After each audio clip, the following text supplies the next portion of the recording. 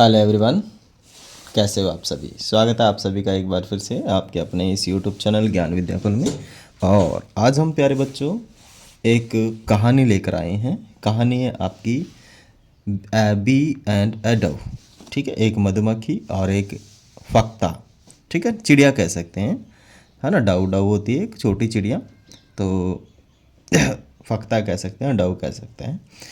तो इन दोनों की आज हम कहानी सीखने वाले हैं, पढ़ने वाले हैं, और इसका प्रोनाउंसिएशन किस प्रकार से किया जाता है आज की इस वीडियो में हम जानने वाले हैं। काफ़ी सारे जो बच्चे हैं उनको प्रोनाउंसिएशन में प्रॉब्लम होती है। मैं कोशिश करूँगा कि आप लोगों को एक एक वर्ड का बीच का मीनिंग, जिसे हम प्रोनाउंसिएशन कहते हैं, एंड हिंदी मैं आपको बताऊं, जिससे कि आपको समझ में आए। And how to write this story in the examinations. ठीक है ना, किस प्रकार से हम एग्जामिनेशंस में इस स्टोरी को अच्छे से कर पाएँ, तो वो चीज़ हम यहाँ पे जानने वाले हैं। राइट, चलें करते हैं प्रारंभ। तो a dove, a bee and a dove. A bee मानी एक मधुमक्खी और एक फक्ता। ठीक है, इसकी कहानी है देयर वॉज ए बी। एक मधुमक्खी थी। क्या थी? एक मधुमक्खी थी। देयर वॉज ए बी, एक मधुमक्खी थी। वन डे मानी एक दिन। वन डे मानी एक दिन। It felt very thirsty as the weather was very hot. It felt उसने महसूस किया, बहुत ज़्यादा प्यासी, मानी वह बहुत ज़्यादा प्यासी थी। As the weather was very hot, है ना, उस वहाँ का जो वेदर था, जैसे कि वहाँ का वेदर था बहुत गर्म था, मानी बहुत गर्मी थी, इसके कारण वह क्या थी? प्यासी थी। वेदर मानी मौसम, वेरी मानी बहुत, हॉट मानी गर्म, और थ्रस्टी मानी प्यासी थी, वेरी मानी बहुत, फेल्ट मानी होता है महसूस करना। वो महसूस कर रही थी, फील कर रही थी। फील की सेकेंड फॉर्म है फेल्ट। तो महसूस कर रही थी बहुत प्यासी। तो जब प्यासी होगी तो पानी पीने के लिए कहीं तो जाएगी। तो इट वेंट, वह गई, to a river to drink water, वह एक नदी पर पानी पीने गई।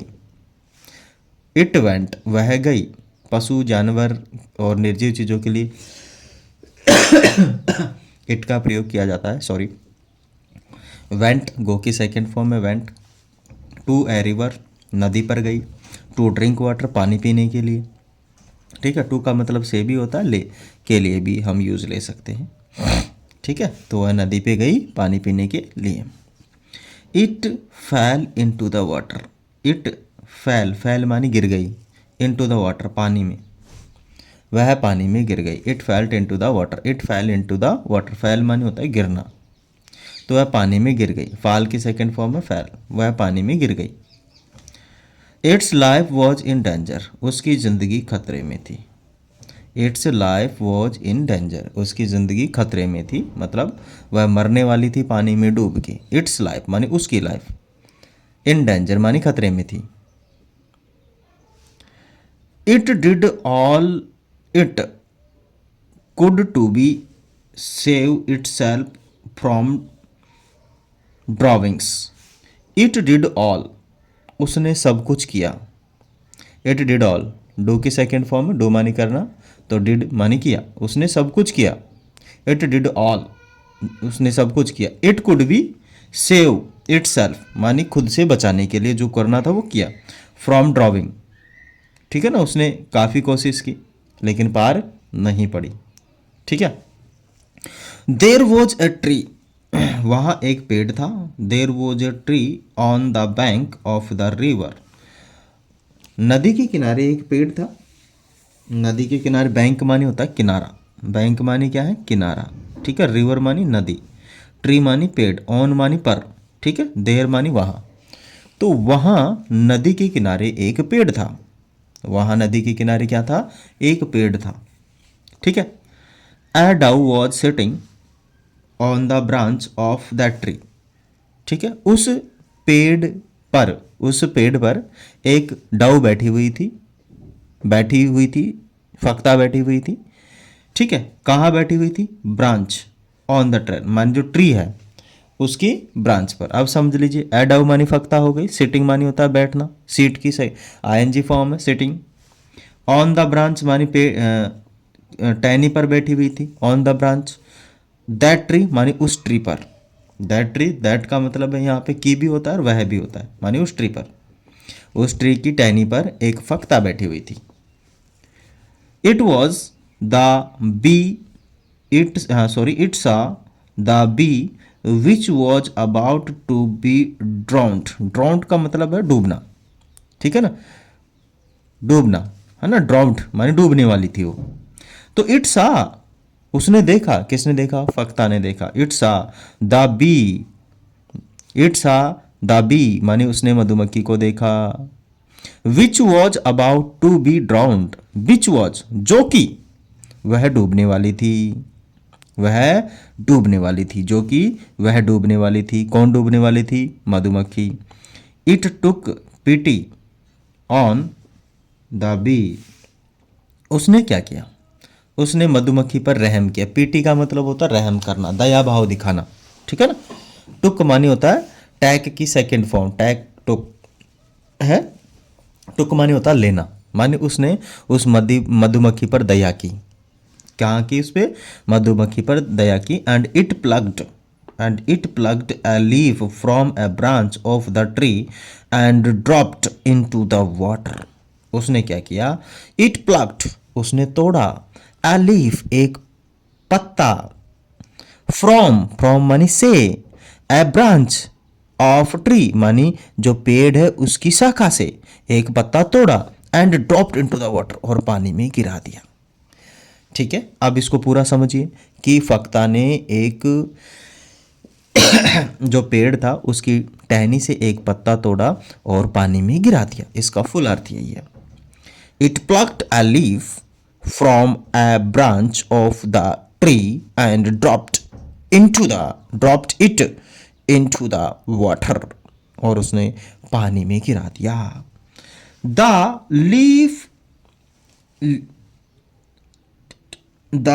Landed near the bee, land करना मन, जब वो ऊपर से गिरा तो उसने लैंड किया, लैंड किया तो कहाँ किया, मधुमक्खी के पास, माने जो पत्ता गिराया था उसने उसने मधुमक्खी के पास गिराया था।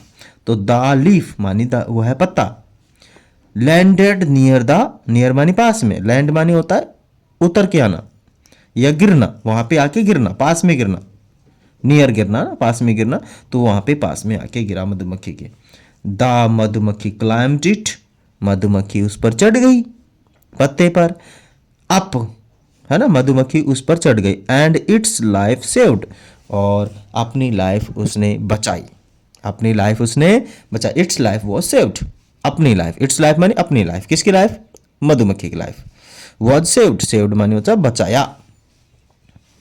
आफ्टर सम डेज, कुछ दिनों बाद, आफ्टर सम डेज मानी कुछ दिनों बाद, the same Dove was sitting on the branch of a tree, कुछ दिनों बाद वही डव जो एक पेड़ पर बैठी हुई थी, वही डव जो एक पेड़ पर बैठी हुई थी, मतलब द सेम डव मानी वही डव, सेम का मतलब होता, दा का मतलब होता वही, द सेम का मतलब होता वही, वही डव, वही फक्ता पेड़ पर बैठी हुई थी, उसी पेड़ पर बैठी हुई थी मानी वहीं बैठी हुई थी।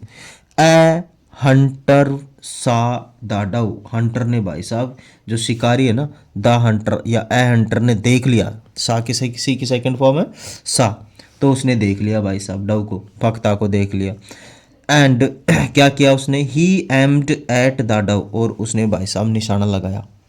एम का मतलब होता है निशाना लगाना, एम का मतलब होता है लक्ष्य साधना, तो ही एम्ड उसने लक्ष्य साधा, एट द डव, डव के ऊपर, उसने डव पर निशाना लगाया।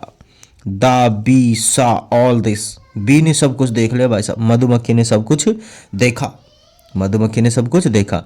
And it flew to the hunter and stuck him on the hand, और उसने क्या किया कि वह उड़ी, इट फ्लू वह उड़ी, टू द हंटर, हंटर की ओर, वह हंटर की ओर उड़ी, एंड स्टक हिम, और उसको डंक लगा दिया, स्टक सॉरी स्टंग, स्टंग माने होता डंक लगाना, हिम माने उसे, किसे, हंटर को, शिकारी को उसने क्या लगा दिया, डंक लगा दिया। कहाँ लगा दिया, हैंड पर।